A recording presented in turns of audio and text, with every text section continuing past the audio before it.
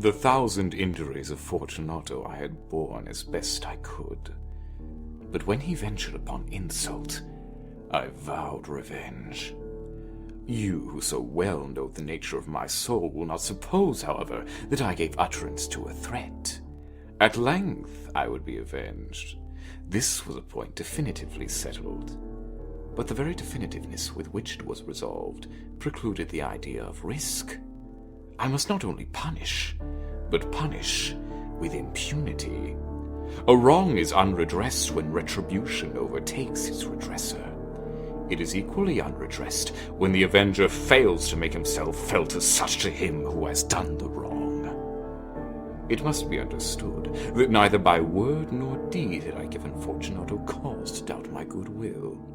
I continued, as was my wont, to smile in his face, and he did not perceive that my smile now was at the thought of his immolation. He had a weak point, this Fortunato. Although in other regards he was a man to be respected and even feared. He prided himself on his connoisseurship in wine. Few Italians have the true virtuoso spirit. For the most part, their enthusiasm is adopted to suit the time and opportunity, to practice imposture upon the British and Austrian millionaires. In painting and gemmery, Fortunato, like his countrymen, was a quack. But in the matter of old wines, he was sincere. In this respect, I did not differ from him materially. I was skillful in the Italian vintages myself, and bought largely whenever I could.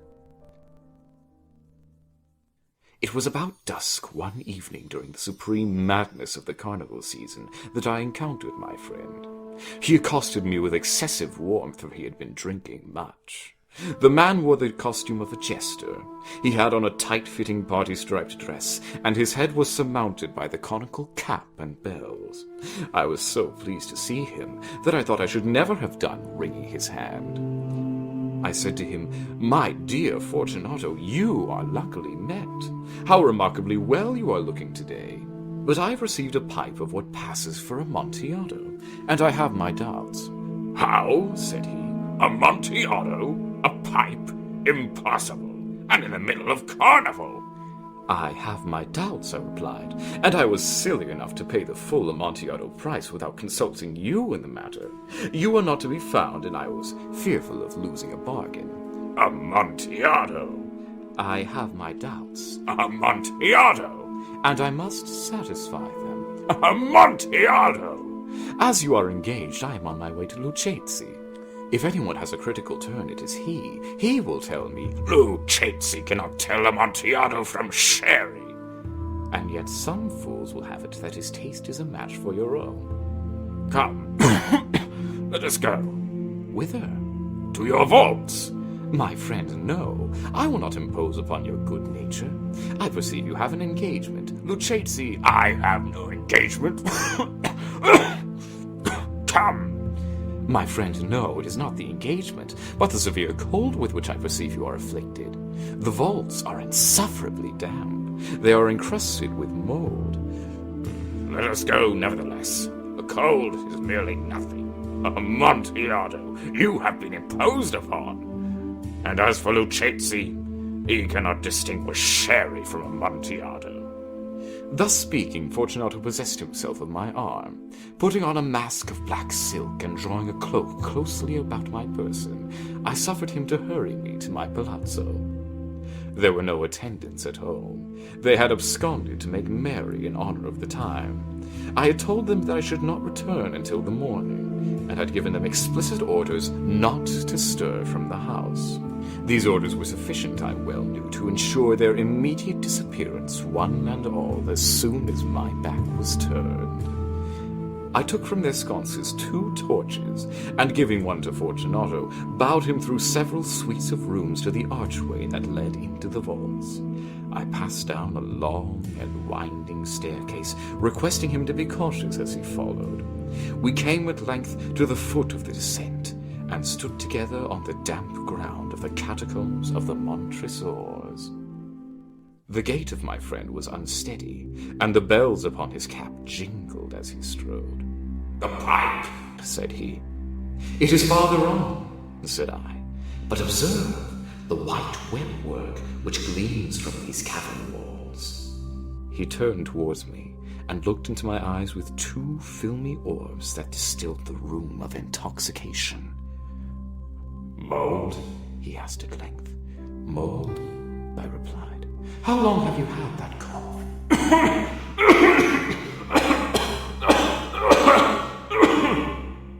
My poor friend found it impossible to reply for many minutes. "It is nothing," he said at last.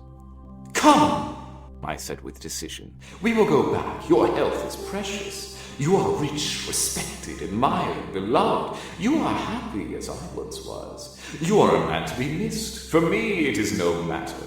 We will go back. You will be ill, and I cannot be responsible. Besides, there is Lucchesi." "Enough!" he said. "A cough is a mere nothing. It will not kill me. I shall not die of a cough." True, I replied. And indeed I had no intention of alarming you unnecessarily, but you should use all proper caution. A draught of this Medoc will defend us from the damps. Here I knocked off the neck of a bottle which I drew from a long row of its fellows that lay upon the mold. "Drink," I said, presenting him the wine. He raised it to his lips with a leer. He paused and nodded to me familiarly while his bells jingled. "I drink," he said, "to the buried that repose around us." "And I to your long life." He again took my arm, and we proceeded. "These vaults," he said, "are extensive." "The Montresors," I replied, "were a great and numerous family." "I forget your arms." "A huge human foot door in a field azure. The foot crushes a serpent rampant, whose fangs are embedded in the heel." "And the motto?" "Nemo me impune lacessit." No one insults me with impurity. "Good," he said. The wine sparkled in his eyes, and the bells jingled. My own fancy grew warm with the Medoc. We had passed through walls of piled bones with casks and puncheons intermingling into the inmost recesses of the catacombs. I paused again, and this time I made bold to seize Fortunato by an arm above the elbow. "The mold," I said. "See, it increases. It hangs like moss upon the vaults. We are below the river's bed. The drops of moisture trickle among the bones. Come, we will go back ere it is too late. Your cough." "It is nothing," he said. "Let us go on." "But first, another draught of the Medoc." I broke and reached him a flagon of de Grave. He emptied it at a breath. His eyes flashed with a fierce light. He laughed and threw the bottle upwards with a gesticulation I did not understand. I looked at him in surprise. He repeated the movement, a grotesque one. "You do not comprehend?"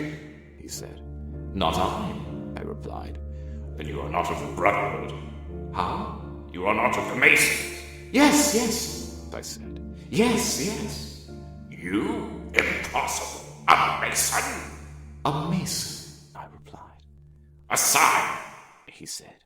"It is this," I answered, producing a trowel from beneath the folds of my cloak. "You jest!" he exclaimed, recoiling a few paces. "But let us proceed to the Amontillado." "Be it so," I said, replacing the tool beneath the cloak, and again offering him my arm. He leaned upon it heavily. We continued our route in search of the Amontillado. We passed through a range of low arches, descended, passed on, and ascending again, arrived at a deep crypt in which the foulness of the air caused our torches rather to glow than flame. At the most remote end of the crypt there appeared another, less spacious. Its walls had been lined with human remains, piled to the vault overhead, in the fashion of the great catacombs of Paris. 3 sides of this interior crypt were still ornamented in this manner. From the 4th, the bones had been thrown down and lay promiscuously upon the earth, forming at one point a mound of some size. Within the wall, thus exposed by the displacing of the bones, we perceived a still interior recess, in depth about 4 feet, in width 3, in height 6 or 7. It seemed to have been constructed for no special use within itself, but formed merely the interval between two of the colossal supports of the roof of the catacombs, and was backed by one of their circumscribing walls of solid granite. It was in vain that Fortunato, uplifting his dull torch, endeavored to pry into the depths of the recess. Its termination the feeble light did not enable us to see. "Proceed," I said. "Herein is the Amontillado. As for Lucchesi..." "He is an ignoramus," interrupted my friend as he stepped unsteadily forward, while I followed immediately at his heels. In an instant he had reached the extremity of the niche, and finding his progress arrested by the rock, stood stupidly bewildered. A moment more, and I had fettered him to the granite. In its surface were 2 iron staples, distant from each other about 2 feet horizontally. From one of these depended a short chain, from the other a padlock. Throwing the links about his waist, it was but the work of a few seconds to secure it. He was too much astounded to resist. Withdrawing the key, I stepped back from the recess. "Pass your hand," I said, "over the wall. You cannot help feeling the mold. Indeed, it is very damp. Once more, let me implore you to return." "No? Then I must positively leave you. But I must first render you all the little attentions in my power." "The Amontillado!" shouted my friend, not yet recovered from his astonishment. "True," I replied, "the Amontillado." As I said these words, I busied myself among the pile of bones of which I have before spoken. Throwing them aside, I soon uncovered a quantity of building stone and mortar. With these materials, and with the aid of my trowel, I began vigorously to wall up the entrance to the niche. I had scarcely laid the first tier of my masonry when I discovered that the intoxication of Fortunato had in a great measure worn off. The earliest indication I had of this was a low, moaning cry from the depth of the recess. It was not the cry of a drunken man. There was then a long and obstinate silence. I laid the second tier, and the third, and the fourth, and then I heard the furious vibrations of the chain. The noise lasted for several minutes, during which, that I might hearken to it with more satisfaction, I ceased my labors, and sat down upon the bones. When at last the clanking subsided, I resumed the trowel, and finished without interruption the 5th, the 6th, and the 7th tier. The wall was now nearly upon a level with my breast. I again paused, and holding the torch over the mason work, threw a few feeble rays upon the figure within. A succession of loud and shrill screams bursting suddenly from the throat of the chained form seemed to thrust me violently back. For a brief moment I hesitated. I trembled. Unsheathing my rapier, I began to grope with it about the recess, but the thought of an instant reassured me. I placed my hand upon the solid fabric of the catacombs and felt satisfied. I reapproached the wall. I replied to the yells of him who clamored. I re-echoed, I aided, I surpassed them in volume, and in strength. I did this, and the clamorer grew still. It was now midnight, and my task was drawing to a close. I had completed the 8th, the 9th, and the 10th tier. I had finished a portion of the last and the 11th. There remained but a single stone to be fitted and plastered in. I struggled with its weight. I placed it partially in its destined position, but now there came from out the niche a low laugh that erected the hairs upon my head. It was succeeded by a sad voice, which I had difficulty in recognizing as that of the noble Fortunato. The voice said,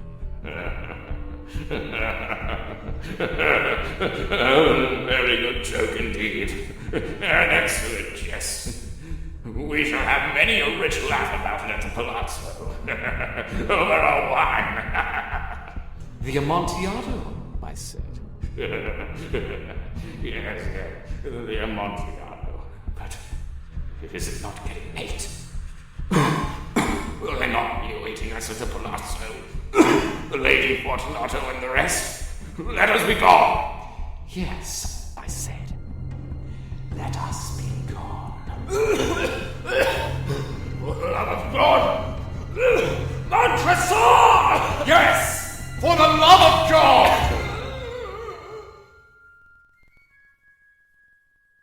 these words, I hearkened in vain for a reply. I grew impatient. I called aloud. Fortunato! No answer. I called again. Fortunato! No answer still. I thrust a torch through the remaining aperture and let it fall within. There came forth in return only a jingling of the bells. My heart grew sick, on account of the dampness of the catacombs. I hastened to make an end of my labor. I forced the last stone into its position. I plastered it up. Against the new masonry, I re-erected the old rampart of bones. For the half of a century, no mortal has disturbed them. Requiescat in pace.